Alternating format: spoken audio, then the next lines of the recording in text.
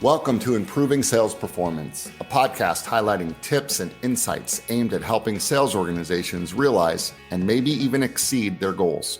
Here, we chat with thought leaders, experts, and gurus who have years of sales experience from a wide range of industries. I'm your host, Matt Sunshine, CEO at the Center for Sales Strategy, a sales performance consulting company.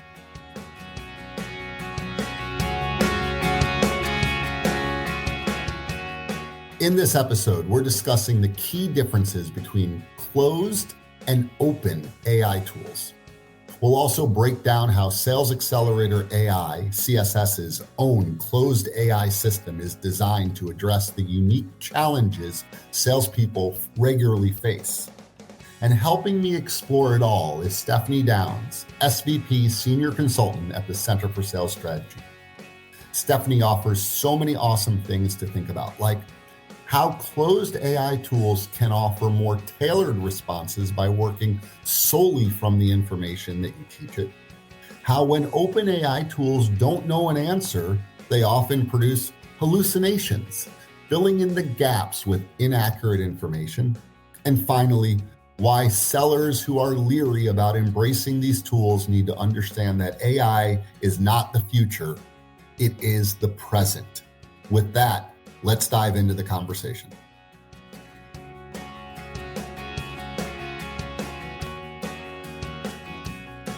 So first, for those who may not be familiar, can you explain the difference between what's called a closed AI tool versus an open AI tool? Yeah.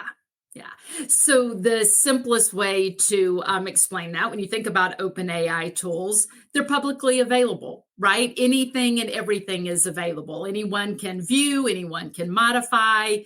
Benefit of that is that they foster collaboration, right? Because people can build off other people's work because of it being an open environment. A closed environment is more, access is more restricted. It's more proprietary. There's a security measure with closed walls because it doesn't pull from the outside, right? It's just from within your organization. There's also benefits of that, right? We'll talk more about that though. But that's just the high level differences between the two. So a closed environment only knows what it's been taught. It's told. That's right. And an open environment will go out and look for answers and across all things. That's right.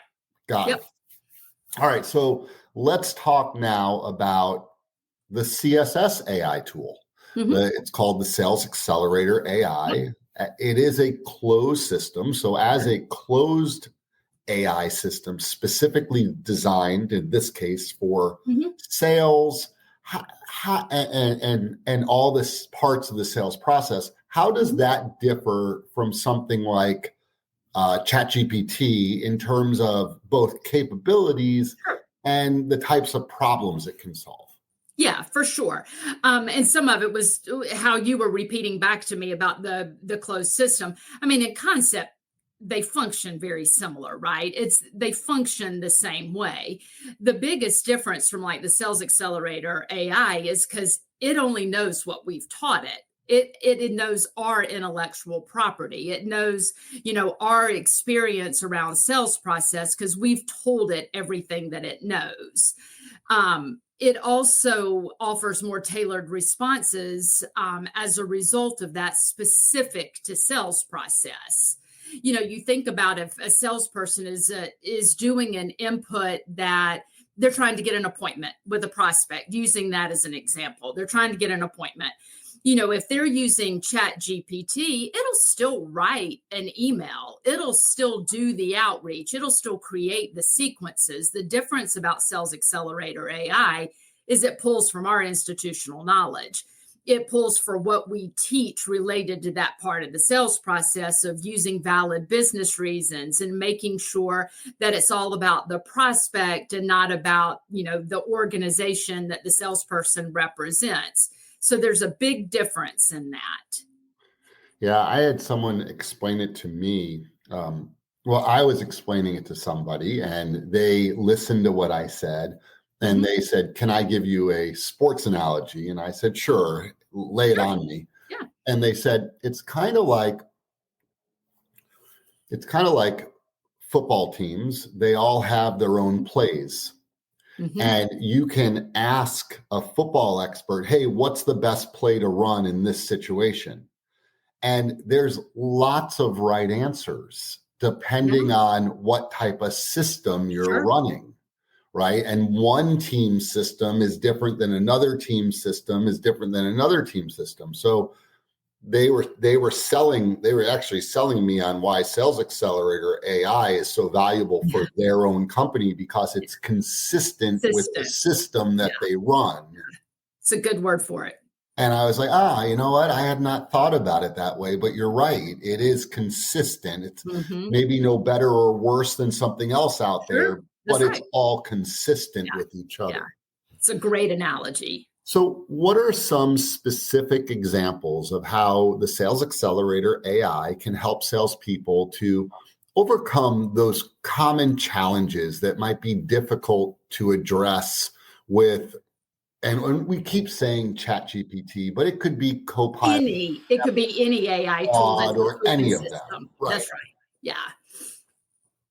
Yes. So I think there's a couple of things, but one thing that really resonates with me when you think about more of a closed system like Sales Accelerator AI is you avoid issues like with hallucinations. Uh, Um, yeah. I mean, that would be one. There's a lot of benefits, but that's a biggie because you think about open AI tools when they don't know the answer or they don't have an exact example, it fills in the gaps, right? It generates outputs. It could be false, it could be misleading, it could just be wrong information, maybe outdated information. And you avoid that when you have like a Sales Accelerator AI because it doesn't pull from outside across all platforms, across, other things. It only knows what it knows and what we've taught it, for example. yeah, those hallucinations are real, right? Oh, they're very real. But that's why so many companies are scared about having their sales teams, other than the security factor. I mean, that's another part of this conversation. But that's why so many companies are really concerned about having their teams use open source AIs. Yeah, because the response that it gives is delivered quickly and articulately, Yeah. right? And if you I mean, don't know, you don't and know. if you don't know, you read it, you're like, well, it Oh, must be right. must be true. Yeah. Because it says it so, and it even sometimes will give examples. But I mean, there's the famous, the famous flub, I guess, of the lawyer that Oh, used paper. ChatGPT or Yeah. one of the open AI sources. I don't Yeah. know if it was ChatGPT or not, and quoted a law, a case, Yeah. made reference to a case that didn't exist. Yeah. And I Mhm. think that person was Yeah. lost his law license. I mean, Yes. yeah, He I should have. get it. Yeah. So let's go back to this. How does I think when people think about AI, and I think what they're trying to do is that they're trying to be more productive, Yeah. right? I think, Create and efficiencies. yeah, that's Sure. right. So, how does the Sales Accelerator AI help salespeople to improve efficiencies, become more productive, Hmm. all without sacrificing the fact that there's a human here that's doing the work? Yeah. Yeah. A few different things on that. AI should be seen as a supportive tool, like that it is helping create those efficiencies. It is helping us do our job faster and even better in some cases. But it's a supportive tool. It's not a replacement tool. I guess it can be, but it shouldn't be seen that way, right? It definitely improves efficiencies, but you have to have the human element. So you think about Sales Accelerator AI, it can draft tailor emails and messages that save time. But the salespeople or sales leaders or whoever, you still need to add the personal touch. You still have to add the client specific research. You still have to add, the information based off the research you've done on the prospect or the research that you just have from, industry knowledge, maybe. It saves times on the task associated with communicating, But the human side still brings the relationship. It still brings the engaging with clients and that interaction.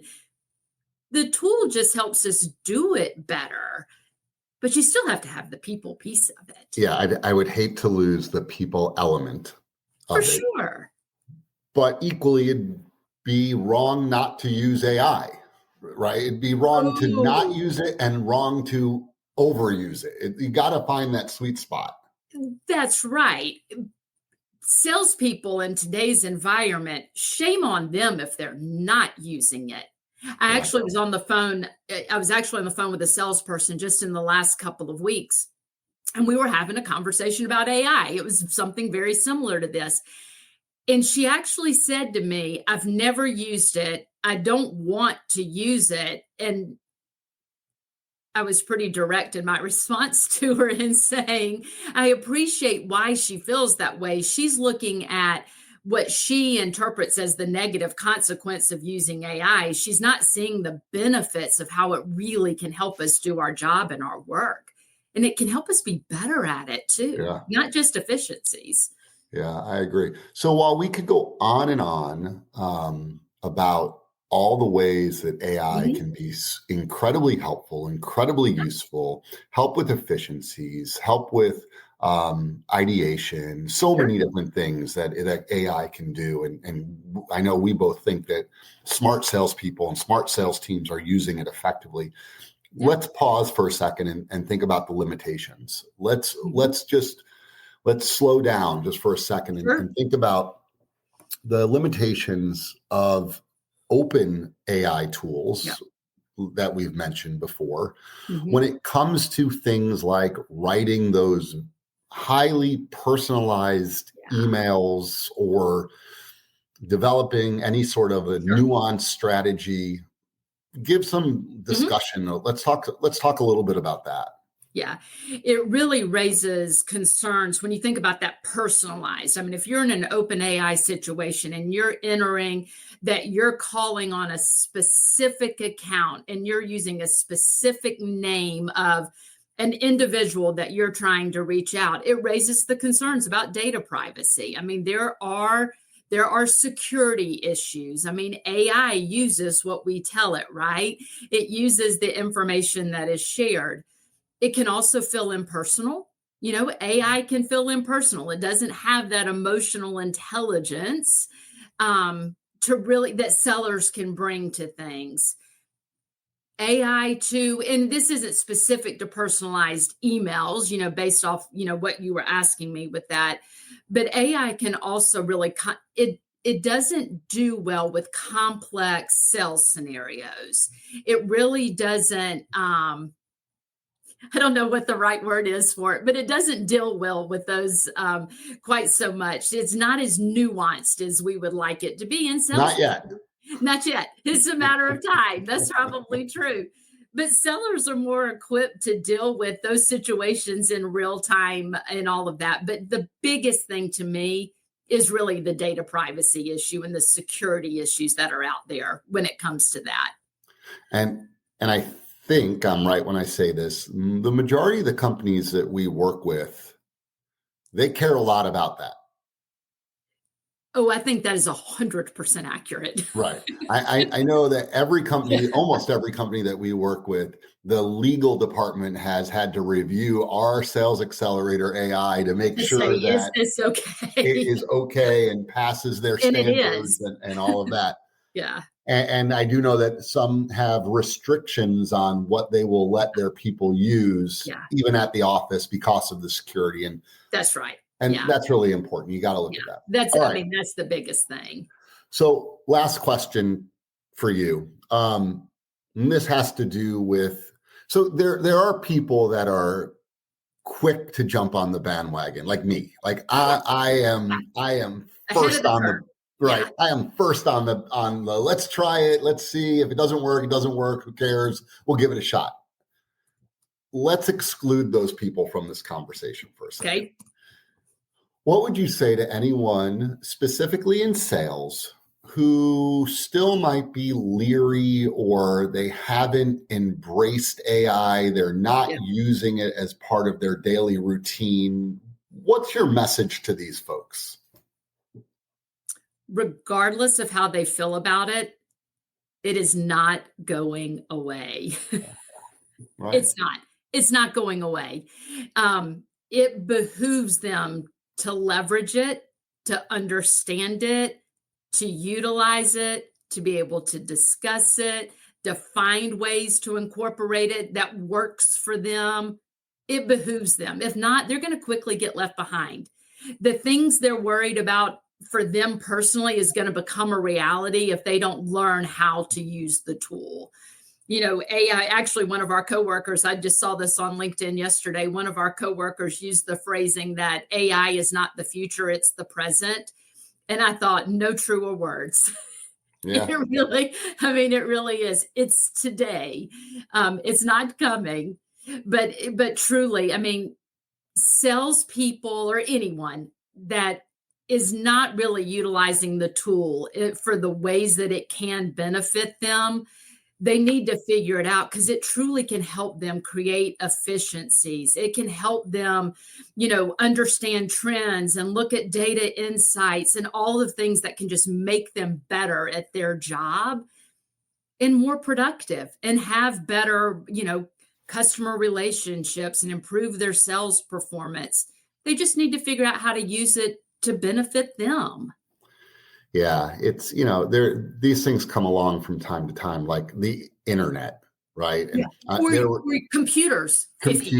Right? Computers, the internet, the smartphone, right? And he said, "Oh, I'm not going to do that. I don't need that. I don't want." I would imagine when the car first came around, there were people For like, sure. "I'm not going to get in that," and no way. And it's not going away. It's not going. There's a scene in one of the prequels to Yellowstone. I can't remember which one. One of the prequels to Yellowstone. They're walking down Main Street and there's a brand new washing machine being demoed, and they say to each other, like, "Who would want that? Look what it's going to do to your clothes. Who would ever use a washing machine?" Yeah. But that's probably true, right? That's the way I think about AI. In all of those things, like, people probably look at that and go, "Why would we ever do that? I can just do it myself." And I get that thinking. I get it. Yeah. At surface level, but it's not going anywhere. And if you don't embrace it, so then the question just becomes, which AI do I use? And how to use it. And how do I use it? Yeah. And I think that gets back to what you started off by explaining at the top of this podcast, the difference between open AI tools and closed AI tools, and the value of each of them, because they each bring unique value. They do. Yeah. You got to pick and choose, when do you want to use which one, and both have benefits. Exactly. All right. I think that's a great place for us to wrap up. We could actually probably do a 5-hour podcast on all of this. It could be all day. But I think we touched on some of the really important main topics. I have a feeling that anyone who listens to this is going to have some additional questions. So, Stephanie, thank you for joining us. Yeah. I'm going to drop your contact information, your LinkedIn information, into the show notes so that anybody that wants to reach out to you can reach out to you. And for everyone that listened to this, thank you so much for listening to the Improving Sales Performance podcast. And we'll look to see you on the next episode. Thank you so much. This has been Improving Sales Performance. Thanks for listening. If you like what you heard, join us every week by clicking the subscribe button. For more on the topics covered in the show, visit our website, thecenterforsalesstrategy.com. There you can find helpful resources and content aimed at improving your sales performance.